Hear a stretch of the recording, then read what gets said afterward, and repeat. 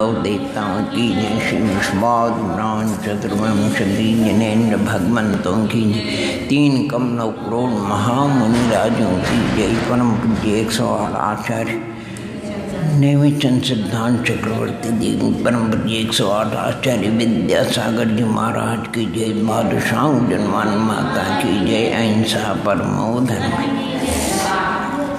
इसके आज अष्टमी पर्व का दिन है, आपको बताएंगे। वो भी बहुत दिनों से पद्म पुराण की चर्चा ने करी, वो भी अपन करेंगे। अभी तो जो मंगलाचरण किए, कुल मंगलाचरण कितने हैं? कुल मंगलाचरण कितने हैं? एक प्रश्न कल कर लेना, कुल मंगलाचरण कितने हैं? उसमें प्राकृत के कितने हैं, संस्कृत के कितने हैं और हिंदी के कितने हैं? और जितने मंगलाचरण है वो कौन से छंद में है? आर्या छंद में है कि अनुष्टुप में है कि और किस में है? 3 बातें हो गई। चौथी बात, मंगलाचरण की संख्या ज़्यादा है और ग्रंथ राजों की संख्या कम है। इसलिए कम है कि जैसे समाधि शतक समाधि में 3 मंगलाचरण है, प्रवचन सार के 5 है, नहीं ऐसे। इसलिए मंगलाचरणों की संख्या तो ज़्यादा है और ग्रंथ राजों की संख्या कम। और मंगलाचरण में 4 अनुयोगों के ग्रंथ है, यानी प्रथमान योग का भी मंगलाचरण है, चरणान योग के भी है, करणान योग के भी और द्रव्यान योग के। ये बातें आपको कल पूछेंगे, आज नहीं। हाँ नहीं, याद रखना आप। फिर कभी कभी किसी मंगलाचरण का बात करेंगे। अभी फिलहाल आप और हम ये अभी अपन जो कर्मकांड का प्रकरण चल रहा है वो उसी को लेंगे, लेकिन आधार अलग ढंग से नहीं। आने महापुरुष रामचंद्र जी, उनका कौन सा गुणस्थान मान करके चलोगे? मेरे बताने से नहीं, आपको कौन सा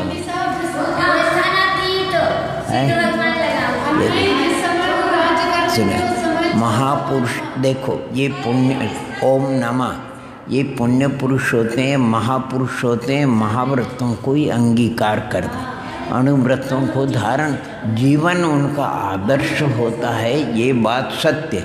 लेकिन वो अनुव्रतों को धारण नहीं करते हैं, वो प्रथमाओं को अंगीकार नहीं करते हैं, वो तो हाँ कम में सुराते झटके से आने महाव्रतों को ही धारण करते हैं। इसलिए उनका हम चौथा गुणस्थान मान करके चलेंगे। कौन सा? महापुरुष नाम का चौथा गुणस्थान। अब आप ये बात तो हो गई। राम के साथ में राम के भाई 3 भाई और थे, तो सीता का ग्रस अवस्था में तो चौथा ही मानेंगे, वो भी एकदम आर्य का हुई। उनका गुणस्थान कौन सा? और वो भी आगे मोक्ष जाएगी, कितने भवों में जाएगी? इन सब बातों की अपन थोड़ी थोड़ी चर्चा करेंगे, ठीक है ना? यानी आधार उसी को लेंगे, उनका गुणस्थान चौथा ही लेंगे। अभी अपन 5वां गुणस्थान नहीं है, जब दीक्षित हो जाएंगे तब उनका गुणस्थान आर्य का हो गई तो 5वां गुणस्थान लेंगे अपन, सीता जी का नहीं लेंगे। इसके साथ साथ में राम के जो प्रतिपक्षी अर्थात रावण था, रावण का कौन सा गुणस्थान था? पहले कौन सा गुणस्थान था? बाद में उसका गुणस्थान गिर गया कि नहीं गिर गया?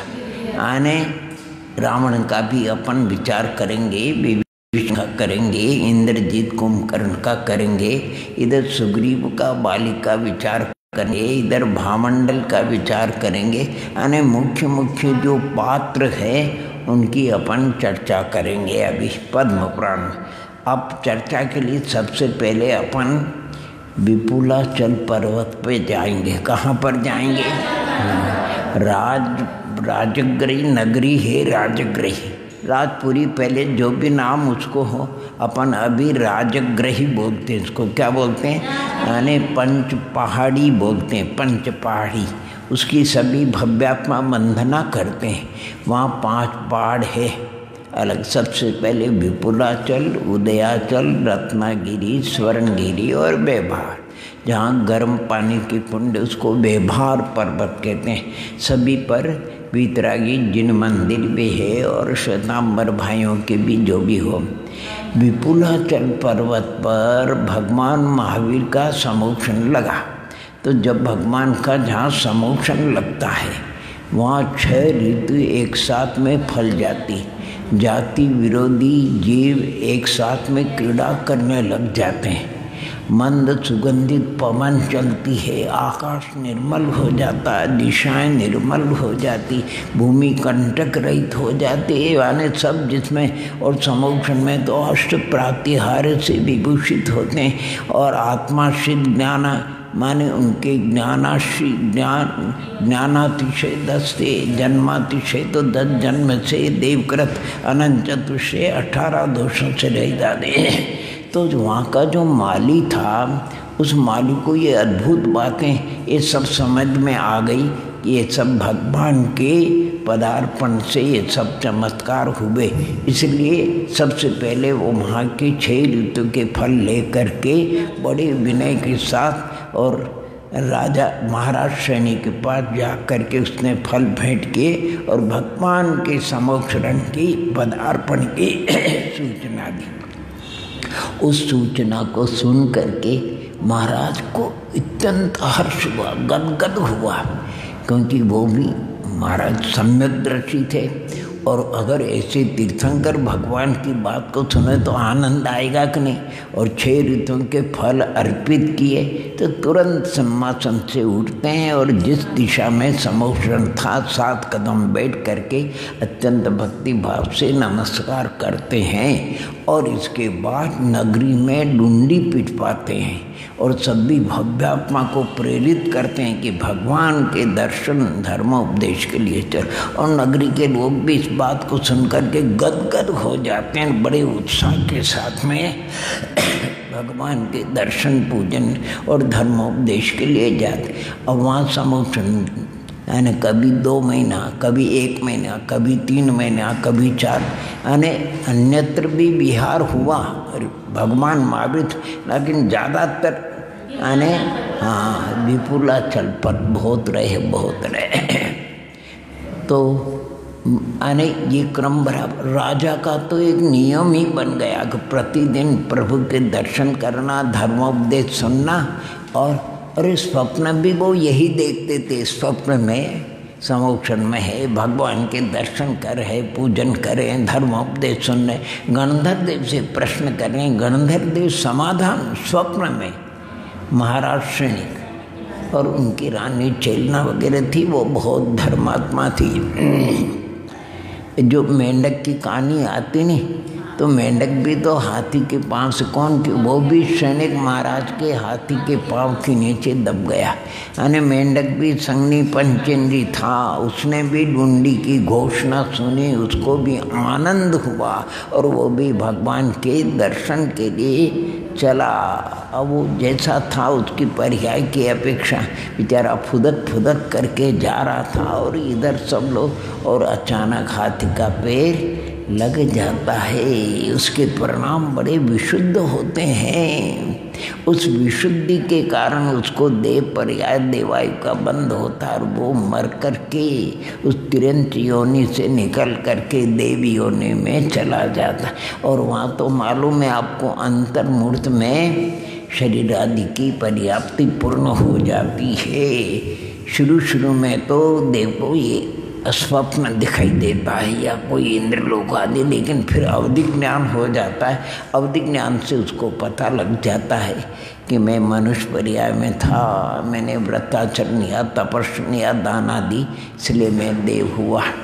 उसको भी जाति स्मरण, उसको भी अवधि ज्ञान और हो अवधि ज्ञान होते ही उसको यानी भगवान की पूजा की महिमा, तो उसने उत्तर माँ का नियोग पूर्ण करके तुरंत वो उत्तर शरीर के माध्यम से मेंढक के चिन्ह से भगवान के समोक्षण में तो होता ही है। 12 सभा लगी देव का।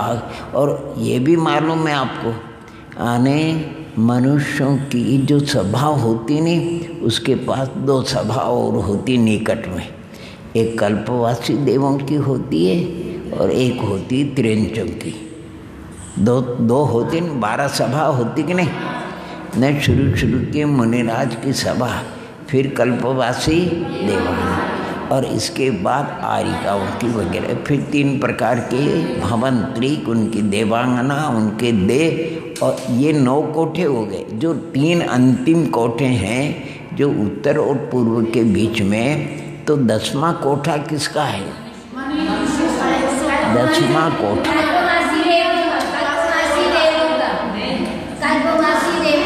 कल्पवासी देवों का। सुनो से है न, यद्यपि वहाँ स्फटिक की दीवारें होती है, पारदर्शी होते हैं, कहीं रुकावट नहीं होती, तो वो देव जैसे आया भगवान की पूजा अर्चना करके, तो पास में तो कोठा था, नहीं आया समझे।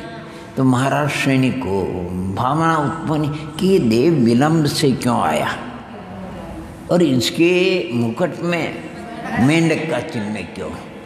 तो उन्होंने भगवान से भी, गणधर देव से भी पूछा उन्होंने, तो सब घटना पूरी हो जाती। कहने का तात्पर्य तो प्रतिदिन सुनते सुनते आने कई बार महाराज को भावना होती थी। एक बार उनको एक भावना हुई कि उस समय लौकिक लोग ये प्रसिद्ध हो गए थे, रामायण वगैरह, वाल्मीकि रामायण वगैरह, और उसमें रावण आदि के विषय में, राम आदि के विषय में, इंद्रजीत को, बाली सुग्रीव आदि के, हनुमान आदि के विषय में। तो महाराज को एक भावना हुई कि वस्तु स्थिति क्या है, यानी इन पुण्य पुरुषों के विषय में ध्यान देना। अगर मान लो कोई विपरीत बात अपन श्रद्धान करते हैं तो बहुत दोष लगता है, इसलिए उनकी भावना हुई। उन्होंने गणधर देव से, विनय से पूछ, गणधर देव को भी आनंद हुआ और उसने कहा तुमने इतना अच्छी भावना प्रश्न किया कि जिसके समाधान में हजारों भव्य जीवों का कल्याण होगा, और विपरीत श्रद्धान और ज्ञान से रहित होकर के यथार्थ श्रद्धान ज्ञान को प्राप्त होगा। देखो रामादि के विषय में अपन पढ़ते हैं, क्या रामादि का ऐसा वेश था? रामायण भी आपने एपिसोड देखा होगा, लेकिन ऐसा वेश था क्या है? ये अन्य साधुओं का वेश है, नहीं आए समझे।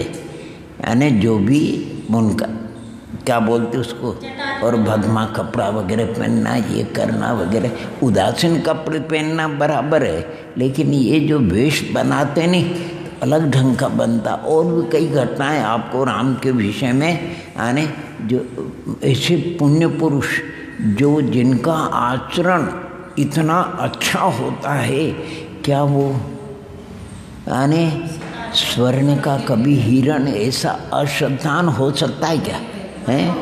अरे हिरण हिरण होता है, स्वर्ण का थोड़ी होता है कोई, नहीं है। और सीता साथ कितनी विवेकवान थी, और वो क्या इतनी भी नहीं समझती थी क्या, नहीं ऐसे। और इतनी उनको आग्रह करके, मुझे क्या राम हिरण को मारेंगे क्या, पशुवध करेंगे क्या, सोचिए। यानी बहुत सी बातें ऐसी है जिसको अपन कह नहीं सकते हैं यद्यपि, लेकिन जो पद्म पुराण रविशेन महाराज ने आदि से अंत तक जो आने वस्तु स्थिति का वर्णन किया, वो ऐसा लगता है कि बिल प्यो टंकोत्कीर्ण, ऐसा ही इन पुण्य पुरुषों का चरित्र था।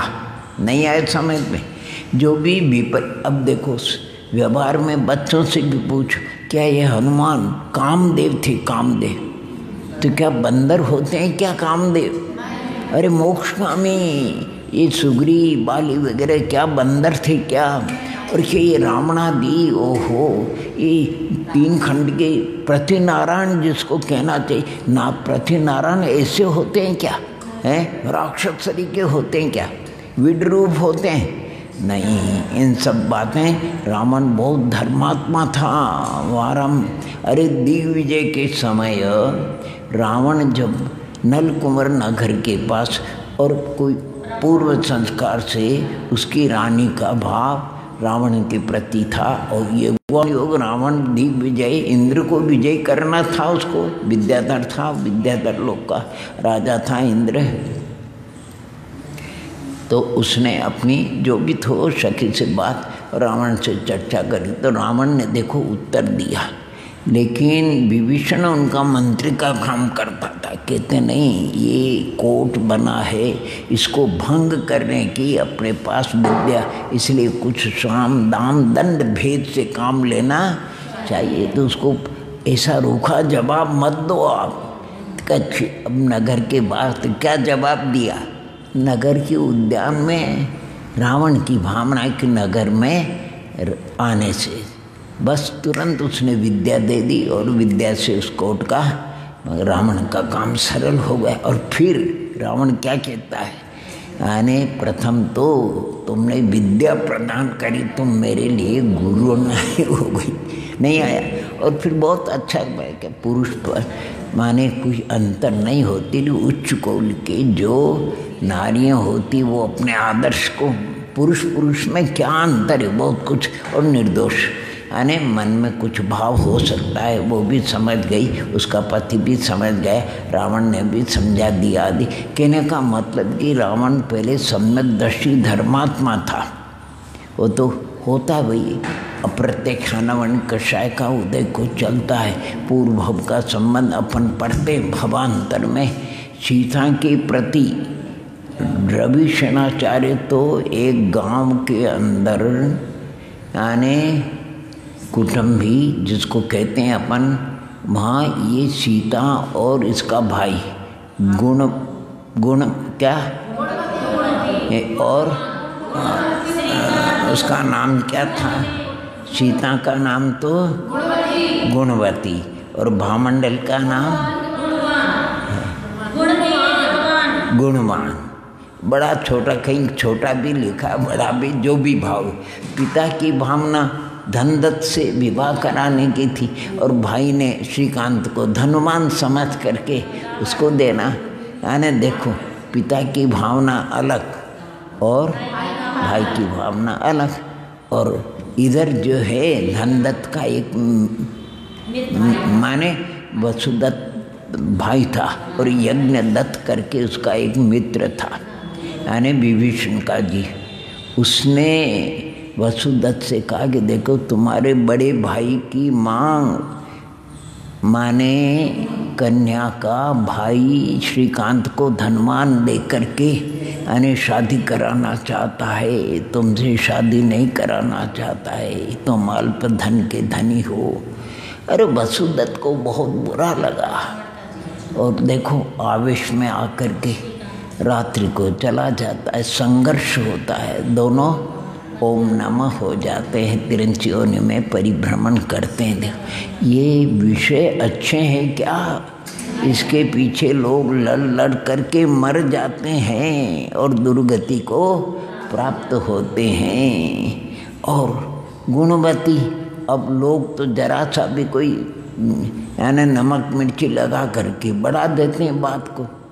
तो लोगों ने फिर गुणवती का विवाह धनदत्त से नहीं होने दिया। क्यों नहीं होने दिया? एक इसके भाई ने यानी अपराध किया, नर हत्या करी, और दूसरा ऐसे माने लगाए तो लोगों का तो अवलंबन। तो धनदत्त देखो भाई भी चला गया, जिसके साथ विवाह होना उसका भी योग नहीं बना, हर प्रकार से त्रस्त हो गया। तो उसने गांव को छोड़ दिया और गांव को छोड़ करके वो चल देता है। चलते चलते किसी आश्रम में पहुंचा, भूखा प्यासा था। वहाँ निर्गंत साधु भी साधनारत थे और त्यागी भी, ब्रह्मचारी भी साधनारत थे। तो ये जो इसने भोजन की जल की याचना करी होगी, कोई भद्र प्रणामी ब्रह्मचारी होगा त्यागी, उसने इसको प्रेम से समझाया। देखो भैया सूर्य अस्त हो जाने पर यानी शास्त्रों में लिखा दीवान यानी अस्तंगते दीवानाते तोये रुधिर मुच्यते। अस्तंगते दीवानाते अर्थात दीवानात जो सूर्य उसका अस्त हो जाने पर जल भी रक्त के समान है। अरे भोजन तो है ही मांस के समान, लेकिन जल भी रक्त के समान है। प्रेम से समझाया। शक्ति अल्प थी, उसने रात्रि भोजन आदि का त्याग कर दिया। वो धनदत्त का जीव 9वें भव में जा कर के कौन होता है? राम महापुरुष 9वें भव में। अरे देखो कहाँ से उसका उत्थान चालू हुआ, खाली रात्रि भोजन के लिए। कहाँ उसकी जीवन, देखो इतना अच्छा आश्रम में पहुँच गया, नहीं तो आत्मघात भी कर ले वे भाई। नहीं आई समझ में? जब प्रतिकूलता में किसी को कुछ समझ में नहीं आता है, संतुलन बिगड़ जाता है, विवेक काम नहीं करता है, तो कि आत्मघात कर लेता है, यानी मर जाता है, विष खा करके मर जाता है, फांसी ले लेता है, कुछ लेता है। वो धनदत्त का जी 9वें भव में जा कर के उस समय धनदत्त का जो भाई था वसुदत्त, वो लक्ष्मण रूप में अवतरित होते हैं। और उस समय में जो गुणवती का जीव था वो सीता रूप में आती है, गुणवान वो भामंडल बनता है। और उस समय जो वृषभ को जिसने नमोकार मंत्र सुनाया पद्मरुचि सेठ ने, वो तो राम का जीव था, लेकिन वो वृषभ बेल का जीव सुग्रीव बनता है। और एक काले राम मृग और था, वो भी अच्छे परिणामों से सुग्रीव का बड़ा भाई बाली बनता है। कौन? बाली बनता, यानी ये बाली सुग्रीव और जो श्रीकांत का जीव वो रावण बनता है। कौन? हाँ। और यज्ञ दत्त का जो जीव था वो माने क्या बोलते हैं उसको, विभीषण। उस समय भी लक्ष्मण से मैत्री थी और इस भव में भी रावण को छोड़ करके वो राम के पास आ गए। यानी 8 जीव, इसमें स्त्री पात्र तो एक ही है, रावण और विभीषण, बाली और सुग्रीव, धनदत्त और वसुदत्त, और गुणवान और गुणवती, एक सीता का जीव जिसको कहना चाहिए। ये 8 जीव आने इनमें केवल राम के तो 9 भव है, बाकी जीवों के तो बहुत बहुत भव है, बाली के भी बहुत कम भव है। ये राम रूप में अवतरित होते हैं। प्रथम यानी रावण का पवित्र आपको जीवन मालूम है, रामादि ये भगवान ऋषभदेव का जो इक्ष्वाकु वंश, उसमें सूर्यवंश और चंद्रवंश, उसमें सूर्यवंश में यानी भरत जी के वंश में, अर्क कीर्ति के वंश में आगे चल करके मुनि सूरतमा स्वामी के तीर्थ में ये पुण्य पुरुष होते हैं, शला का पुरुष होते हैं। एक कोड़ा कोड़ी सागर पूरा बीत गया। कितना बीत गया? एक कोड़ा कोड़ी सागर काल, और कुछ नहीं बचा।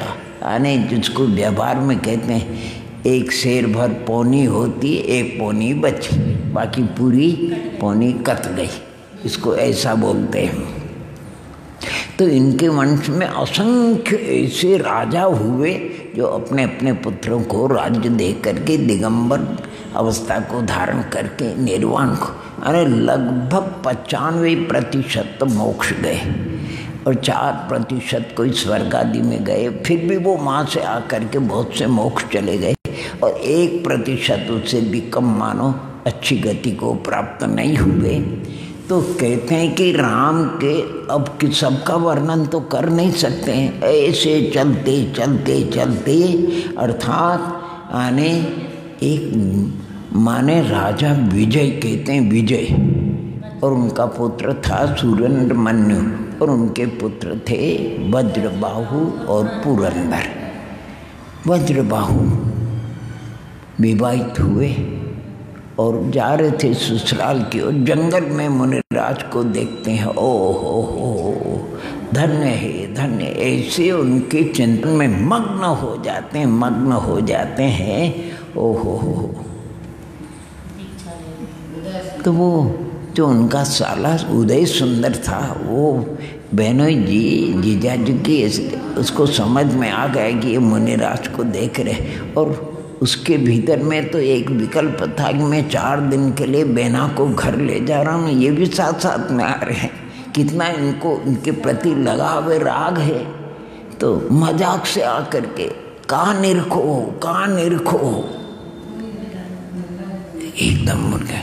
मैं मुनिराज को देखूं? अच्छा मुनिराज को देखो तो मुनि बनने कहाँ? मेरे मन की जो भाव थे, अंदर के भाव तुम्हारे मुख से निकले, धन्यवाद धन्यवाद। अच्छा आप मुनि बन जाओगे तो मैं भी तथास्तु तथास्तु, मुझे तुम्हारी बात स्वीकार है स्वीकार। हाथी से उतरते सब गिड़गिड़ाते, सब गिड़गिड़ाते, हमने तो मजाक सीखा। अरे तुम्हारा मजाक भी मेरे वैराग्य की वृद्धि का कारण हुआ।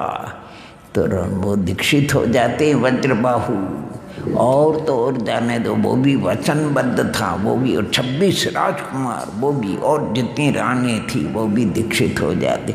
और ये इधर वाले सोचते कि उधर गए, उधर वाले सोचें कि उधर से आएंगे। देखो संसार की। और उनके फिर वज्रबाहु के छोटे भाई पुरंदर, उनके भी पुरंदर भी विरक्त हो जाते हैं। उनके पुत्र सुकौशल कीर्तिधर वो भी विरक्त हो जाते हैं। कीर्तिधर के पुत्र सुकौशल, अरे सुकौशल तो, अरे उन्होंने तो राज किसको दिया मालूम है? जो विचित्रमाला रानी थी उसके गर्भ में जो जीव था उसको, गर्भस्थ बच्चे को। और आज के समय में कोई उल्लेख करे तो दादाजी के दादाजी हो जाए तो भी ओम नमः, यानी। और उस समय देखो कोई 1 महीने के बच्चे को, डमर को, कोई 6 महीने के बच्चे, 1000 ऐसे पुत्र है सब। बड़ा गजब का उनका जीवन पवित्र था। फिर उस वंश में राजा रघु हुए, उनके पुत्र राजा अनरण्य हुए, उनके पुत्र दशरथ हुए, और दशरथ के पुत्र कौन हुए? राम। ये राम की माता का नाम था कौशल्या, लक्ष्मण जी की माता का नाम सुमित्रा, भरत की माता जी का नाम कैकेयी। इनके एक ही मानते हैं, लक्ष्मण और शत्रुघ्न। और शत्रुघ्न की माता जी सुप्रभा। हाँ, ये सब रानी प्रसिद्ध थी। योगानुयोग की बात देखो, बड़े पुरुषों को भी आने कैकेयी वो संकट का काल नारद जी के द्वारा पता लगा, और उनको भाई के मोह से बजे बांसुरी, न दशरथ रहे न जग रहे, तो फिर सीता माने पुत्र और रावण की मृत्यु टल जाए मोह में। यानी इस प्रकार नारद के पता लगता है, तो फिर उन मूर्तियाँ बनावटी और वो आपा छिपा करके उसमें स्वयंवर में रानी का, और रानी रथ के संचालन में कुशल थी, प्रसन्न हुए। दशरथ भी बचे, रानी भी बची, अश्वत्थ भी बचे, विजय लाभ हुआ। संतुष्ट होकर के वर दिया। रानी कैकेयी को ये नहीं था कि राम को राज, उसको तो एक ही विकल्प था कि मेरा बेटा विरक्त है, यानी नाम कोई पिता माने स्वामी तो दीक्षित हो रहे, लेकिन वो भी कहीं दीक्षा नहीं ले, तो मोह काम करता है, कदाचित राज्य के कारण से दीक्षा न ले। इसलिए पहले तो दशरथ महाराज को बहुत समझाया कि अभी आपकी अवस्था और आदि आदि बातें, हमारा क्या अपराध है आदि, आप हमको निराधार। बोले कि नहीं, हमने तो वृद्धावस्था देखी है, इसलिए उसके पहले हमें रत्नत्रय की ये वृद्धावस्था, फिर कछु भी नहीं होगा, आंखें काम नहीं देगी, कान काम नहीं देगा, खड़े होना मुश्किल, दिगंबर चर्या कोई मामूली बात है, बैठ करके आर नहीं ले सकते, खड़े खड़े आर लेना होता है, आदि सभी बातें। यानी एक भी चर्या ऐसी नहीं है जो दिगंबर में होती। इसलिए दशरथ ने नियम ठान लिया कि मुझे तो हर हालत में, तो फिर उसने कहा कि मेरे पुत्र को राज। उस समय भरत नहीं था, वो अपने मामा के यहाँ था, तो दशरथ वचनबद्ध थे, तुरंत स्वीकार कर लिया, कोई बात नहीं, बहुत अच्छा की। मैं अगर निर्गंत हो जाता और ये मेरे ऊपर ऋण रह जाता, तुमने बहुत अच्छा किया, अच्छे समय में या। फिर राम को बुला करके वो ये प्रसंग रखते हैं। राम क्या कहते हैं, पूज्य पिताश्री, अगर मुझे 3 लोक का भी राज्य प्राप्त हो और आपके वचन की अपकीर्ति हो तो मुझे नहीं चाहिए, नहीं चाहिए। ये तो कुछ भी नहीं, कौशल देश का राज, आप आनंद से भरत को राज दीजिए। और मेरी चिंता आप न करें, मैं कहीं पर भी रह कर और राज में भरत को राज करते हुए कोई आँच नहीं आने दूंगा। बस बात तो इतनी थी। और उन राम का भी किसी ने ये नहीं कहा कि चाहिए 14 वन अपने यहाँ नहीं हो, 14 वर्ष का वनवास। राम ने सोचा मैं रहूँगा तो भरत को कोई पूजेगा नहीं और पिता के वचनों की अपकीर्ति हो जाएगी, इसलिए तुरंत वो माताओं के पास जाते। और सीता तो स्वामी के भक्ति से बोले कि सुख में साथ दे तो दुख में भी, बहुत समझाया सीता को, लेकिन नहीं। मैं सीता यहाँ तक कहती है आप ये मत सोचो मैं स्त्री पर्याय में कोमल हूँ, मैं आपके आगे के कांटे हटाती चलूँगा, मार्ग को प्रशस्त करते चलूँगी। सुख में मैंने साथ दिया, दुख में भी मैं आपके आगे रहूँगी। आदि आदि लक्ष्मण तो पूर्व भव का राग था। और जब माँ के पास गए, कौन? राम। और जो बात बताई तो राम, माँ को इतना हर्ष आनंद के आंसू बने, लेकिन आज मेरी कोख से उत्पन्न हुआ, इसने मेरे माने उज्जवल किया, धन्य है ऐसे निष्प्रय बेटे की भाव जिसमें जरा भी लोग का रजकन नहीं। बहुत अरे सबसे पहले वो केकई के पास गए। केकई कहते केकई को, वो भी तो माँ है, भी माँ हो कोई भी हो, उसने भी बहुत बढ़िया बाहर जाने के लिए नहीं कहा, लेकिन राम ने कहा कि नहीं कुछ समय के लिए तो मुझे केकई नहीं कैसे। सबसे पहले केकई का दोष नहीं है बिल्कुल, और सबने प्रेरित किया, कुछ भी नहीं लिया उन्होंने। और बोला कि राज्य से तो जंगल में रहना, क्योंकि वहाँ संतों के दर्शन होते हैं। राज्य में तो हर्ष विषाद आपाधापी लगी रहती, और जंगल में तो पवित्र तीर्थों के दर्शन होंगे, संतों के दर्शन होंगे, प्रकृति के दर्शन होंगे, यानी बहुत आनंद आएगा। वो अद्भुत नज़ारा यानी राज्य में महलों में नहीं हो सकता है। और लक्ष्मण तो लक्ष्मण की माता कि बेटा तुमने बहुत अच्छा मेरी कोख से उत्पन्न हो करके, मैं यहाँ देखूँगा तुम भाई के साथ में रहना, उनको कोई स्वप्न में भी कष्ट नहीं होने पावे। और सीता का तो फिर ठीक है आशीर्वाद दिया है, इसलिए वो तीनों यानी तीनों की मूर्ति उपमा दी उनको।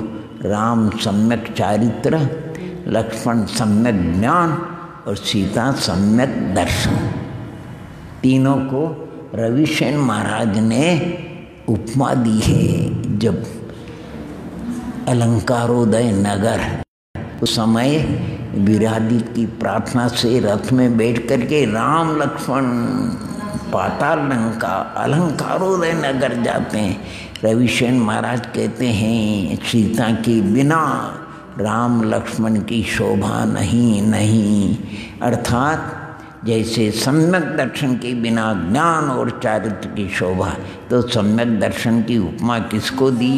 सीता। ज्ञान की उपमा और चारित्र की उपमा राम को दी। राम मर्यादा पुरुषम, यानी उन्होंने कहीं पर भी मर्यादा का उल्लंघन नहीं किया। अरे युद्ध के समय बहुरूपिणी विद्या सिद्ध करते समय सब कटक के लोग आते हैं, राम से कहते हैं रावण बहुरूपिणी विद्या से, अगर वो विद्या सिद्ध हो गई तो फिर युद्ध में उसके सामने कोई टिक सकता। इसलिए आप कम से कम हमको इतना तो आशीर्वाद दो, बहुरूपिणी विद्या सिद्ध नहीं हो। बोले कि नहीं, कोई किसी भी उद्देश्य से वो बैठा हो और धर्मात्मा माने ध्यान में बैठा, अपने को विघ्न करना ये अपना कर्तव्य नहीं। राम ने आज्ञा नहीं दी, वो तो लक्ष्मण की माने चले गए बोलो, लेकिन फिर भी जो विद्या कितने 24 दिन में कितने सिद्ध, वो जल्दी सिद्ध होगी बोलो। वो विघ्न में अटल रहने से रावण को वो विद्या सिद्ध हो गई। तो ऐसे महापुरुष नाम उन्होंने कहीं पर भी मर्यादा का उल्लंघन नहीं किया। और यहाँ तक कि युद्ध हो कि चाहे कैसा भी प्रसंग हो, रावण माने राम लक्ष्मण के वन विहार, अगर वो नहीं वन में नहीं जाते, देखो तो क्या बताओ, वन में नहीं जाते, वज्रकर्ण का कौन सहायता करता, सिम्मोदर की मति कैसे, कल्याण माला का लाभ कैसे होता, बाली खिल्य को कौन छुड़ाता, अरे कपिल ही था ने विप्र, उसका कल्याण कैसे होता, देवों के 12 नगरी कैसे बसती, मनमाला का लाभ कैसे होता, अति वीर्य वैराग्य को कैसे प्राप्त होता, जित पद्मा का लाभ कैसे होता, कुंथल गिरि पर देशभूषण कुलभूषण मुनियों का उपसर्ग कैसे उनको केवल ज्ञानादि की प्राप्ति होती, दंडक वन में कैसे पहुँच, जटायु पक्षी का कैसे कल्याण होता, मुनिदान का लाभ कहाँ मिलता, सूर्यहास खड़क कैसे प्राप्त होती, बाद में जो कुछ बनना था वो बन गया, सूर्यहास खड़क लक्ष्मण को प्राप्त हो गई थी। और फिर हनुमान आदि का और सुग्रीव आदि का समागम कैसे होता, युद्ध में विजय लाभ कैसे, विभीषण का भी राम के पास आना कैसे होता, रावण का यहाँ रावण और राम को नहीं लेकर के सत्य और असत्य की लड़ाई थी, न्याय और अन्याय की लड़ाई थी, दुर्योधन और धर्मराज युधिष्ठिर की लड़ाई थी। रावण अन्याय पर था, अनीति पर था। यानी वस्तु स्थिति देखा जाए तो 7 फेरे किसके साथ में हुए,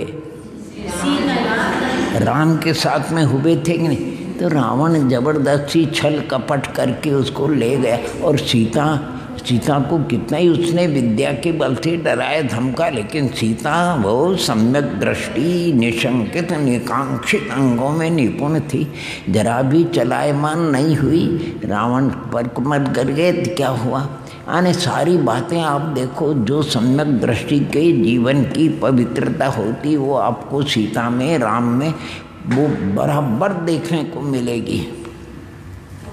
सब बात इसके बाद लंका का राज्य विभीषण करता और कुछ दिनों के बाद फिर वो अयोध्या आए।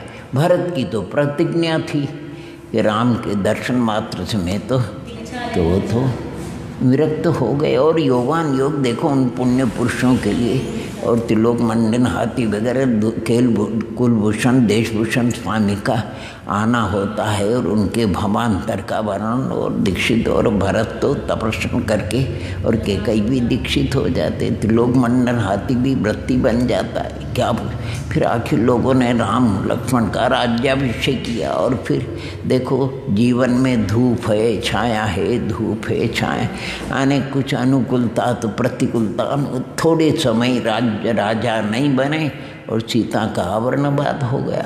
अब कुछ भी नहीं सूझा राम को, आने उन्होंने चैत्यालय मंदिरों के अच्छे घर मोक्षगामी पुत्र थे, इसलिए सीता की भावना अच्छी थी, लेकिन फिर भी राम ने अच्छा नहीं किया। वो और कई कारण कई छुड़वा देते थे, लेकिन जंगल में छुड़वा दिया और वो भी कृतांत वक्र था, उसको भी बड़ा पश्चाताप। लेकिन सीता का तो पुण्य बहुत तेज था, तुरंत एक रात्रि भी नहीं जंगल में बिताई उसने। और वज्रजंग कहीं हाथी पकड़ने के वो धर्म की बहन ले गया, वहाँ राम की यहाँ से भी ज़्यादा अच्छा उसका सत्कार, लवणांकुश का जन्म होना, बड़े होना, दिग्विजय करना। और फिर इसके द्वारा राम लक्ष्मण से भी लवणांकुश जाकर राम लक्ष्मण भी हताश हो गए, बोले ये सच्चे बलभद्र नारायण तो ये है। लेकिन फिर सिद्धार्थ नारद के कहने से कहा नहीं, बलभद्र नारायण तुम ही हो, ये तुम्हारे सीता के पुत्र है। फिर पिता पुत्र का चाचा का मिलाप हो जाता है सीता और सीता। सभी लोगों ने फिर प्रार्थना करी कि सीता माता को बुला लो अब तो, लेकिन फिर भी राम को विकल्प था, लोगों की जबान कोई पकड़ नहीं सकता, कौन क्या बोल दे। सभी गए लेने आदर से, लेकिन फिर भी सभा में आने पर कहते हैं सीता मैं जानती हूँ तुम्हारी आत्मा पवित्र है, परंतु लोगों का मुँह क्या है, तुम कुछ न कुछ परीक्षा दो, अपने मैं कहते पवित्रता की इन लोगों को विश्वास हो जाए तो कहते जो को आप तैयार में विष पीने के लिए, हलाल विष पीने के लिए तैयार, अग्नि में कूदने के लिए तैयार, यानी जो परीक्षा के लिए आप कहोगे अग्नि कुंड बनाओ भाई, अग्नि में कूद करके परीक्षा दो। परीक्षा में सीता पास हुई कि फेल? पास हो गई। देखो उनके पुण्योदय से आए वो सकल भूषण स्वामी के उत्सर्ग करने वाली कहीं और इंद्र का आना है और एक मेघ यानी तुरंत। और सीता ने तो प्रतिज्ञा कर ली थी अगर इस उपसर्ग से बच जाऊंगी तो मुझे आत्मकल्याण। राम ने कितने गिड़गिड़ाया, चली गई, आरिका हो गई सीता भी। और फिर सकल भूषण स्वामी की गंध घुटने में सीता के दर्शन किए, उसको वंदामी बोला, जो भी हो। इसके बाद बहुत दिनों तक राज्य रहे कौन? यानी राज किया राम लक्ष्मण ने। और उस लक्ष्मण जी के पुत्र कहीं स्वयंवर में गए, विरक्त हो गए और सारे सभी वृतांत वक्र वगैरह, लेकिन लक्ष्मण के कारण से राम सब जानते, भवांतर को भी जानते, परंतु अभी उनका योग नहीं था। हनुमान जी चले गए दीक्षा, भावमंडल जी चले गए, लक्ष्मण के चले गए, सीता आरिका होकर के, भरत के कई लक्ष्मण के पुत्र। आखिर तो माने यानी तब क्या हुआ देवों के द्वारा, यानी देवों की सभा में चर्चा चल गई कहीं से और देवेंद्र के मुख से ऐसा निकल गया कि कब ये पर्याय पूर्ण हो और मनुष्य पर्याय की प्राप्ति जैसे आपको हमको हुई और हम आत्म कल्याण करें, रत्नत्रय की आराधना जो अपूर्ण रह गई पूर्ण। तो दो देवों को विकल्प होता है कि इंद्रराज, हे देवराज, हे सुरेंद्र। यहाँ तो सबकी भावना ऐसी होती है, लेकिन मनुष्य पर्याय में जा कर के भूल जाता है। और आपको विश्वास नहीं हो तो 34 ब्रह्मेंद्र, ब्रह्म स्वर्ग का इंद्र, आज 12,000 वर्ष हो गए। इंद्र कहते हैं, उन देवों से कहता है, राम को अपने शरीर से ममत्व नहीं है, 8,000 रानियों से ममत्व नहीं, 3 खंड के राज से ममत्व नहीं, अपने पुत्र मौक्रमी पुत्रों से नहीं, उनको मात्र लक्ष्मण के प्रति, इसलिए वो अटके हुए। देवों ने पूर्व पर विचार किए भी, राम को जिन्होंने अपने भवांतर सब कुछ सुने लक्ष्मण के प्रति, तो ताली एक हाथ से बजती कि 2 हाथ से हैं? अरे चुटकी भी बनेगी तो 2 अंगुली मिलेगी। लक्ष्मण को भी तो राम से कुछ होगा। तो आए देव थे, विक्रिया के द्वारा क्या टाइम लगता है, और ऐसा वातावरण बनाए कि राम पर लोग, लक्ष्मण भी जानते हैं ये बलभद्र मोक्षगामी है, लेकिन कहते हैं विनाशकाली, माने उस समय कुछ याद नहीं आया। हाय राम, लक्ष्मण के आत्मा शरीर से छोड़ करके चल। लवणांश देखा, 3 खंड के अधिपति, चक्र रत्न से जिनका अनिष्ट नहीं हुआ, शरीर पे नाखून की भी खरोच नहीं आई और प्राण भगे, जीवन का कोई सा। देखो ये सब बातें आप और हम भी जानते हैं, लेकिन उनके संस्कार कितने प्रबल।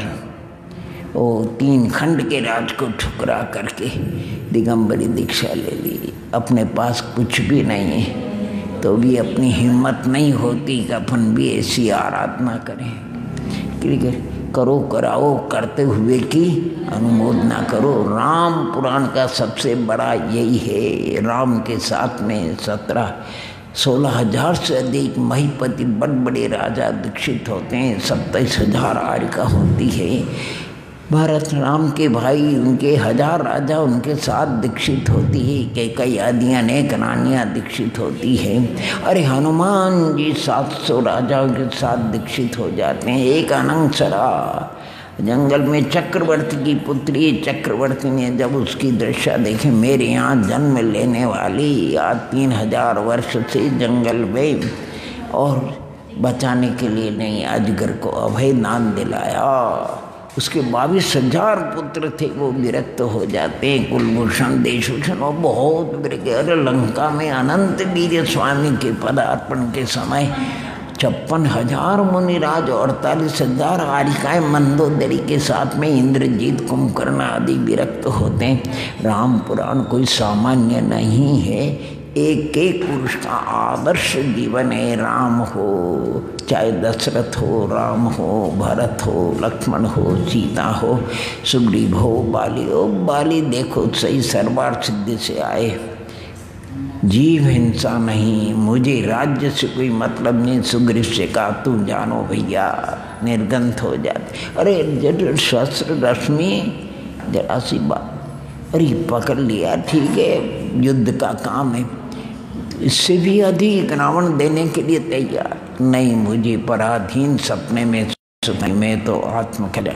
निर्गंथ हो जाते, शस्त्र रश्मि दीक्षित हो जाते हैं। अरे इंद्र अहंकार ग्रसित था, होता है नाना प्रकार का, ले जब पराजित हो जाता चिंतित रहता। मुनिराज ने कहा कि तुमने मुनियों का वर्णवाद किया, ये पराभव उसका फल है, विरक्त हो जाता। आराधना करके निर्वाण, अरे वो वैष्णवान आने रावण का मौसी का बेटा, वो भी निर्वाण को प्राप्त हो जाते। कौन कौन नहीं हुए आप देखो। उसमें तो इस चतुर्थ काल में ऋषभ देव आने इक्ष्वाकु वंश में, सूर्य वंश में और चंद्र वंश में और नमी विद्याधर वंश में, और आगे चल करके रावण का ये तो अजितनाथ समय से राक्षस वंश में, और फिर श्रीकंठ से क्या वानर वंश आने, जितने हजारों की संख्या में राजा है आने आत्मकल्याण के लिए निकले आराधना करके। ऐसे असंख्यात कोड़ा कोड़ी मुनीश्वर यानी रत्नत्रयी भेद रत्नत्रय की आराधना करके अक्षय अतीन्द्रिय सिद्ध पद को, आज वो सिद्धालय में सब पवित्र आत्मा विराजमान है। राम की आत्मा हो कि भरत की आत्मा हो कि सुग्रीव की हो कि बाली को हो, आने सबकी, भरत की ऋषभ देव के पुत्र भरत, 24 तीर्थंकर की पवित्र आत्मा, बाहुबली आदि उनके वंश में हजारों, सब कुलभूषण, देशभूषण, सब उनकी पवित्र आत्माएं लोकाग्र में विराजमान है। उन सब पवित्र आत्माओं को जो द्रव्य कर्म नो कर्म भाव कर्म से रहित है और सम की दर्शन ज्ञान अग्र लघु अवगाना सूक्ष्म विरजमान आदि 800 आदि अनेक गुणों से विभूषित है, साधी अनंत काल के लिए अक्षय अतीन्द्रिय आनंद में मग्न उन सभी सिद्ध परमात्मा को अत्यंत भक्ति भाव से, महाभक्ति भाव से प्रति समय उत्कृष्ट अनंत बार नमोस्तु नमोस्तु नमोस्तु नमोस्तु। और विश्व में सर्वे भवन्तु सुखिनः, सर्वे सन्तु निरामया, सर्वे भद्राणि पश्यन्तु मा कश्चित् दुर्भाग् भवेत्। ओम नमः ओम नमः ओम नमः। हमने आपको राम पुराण पूरा कर दिया, हो गए? हाँ, बहुत राम पुराण पूरा है।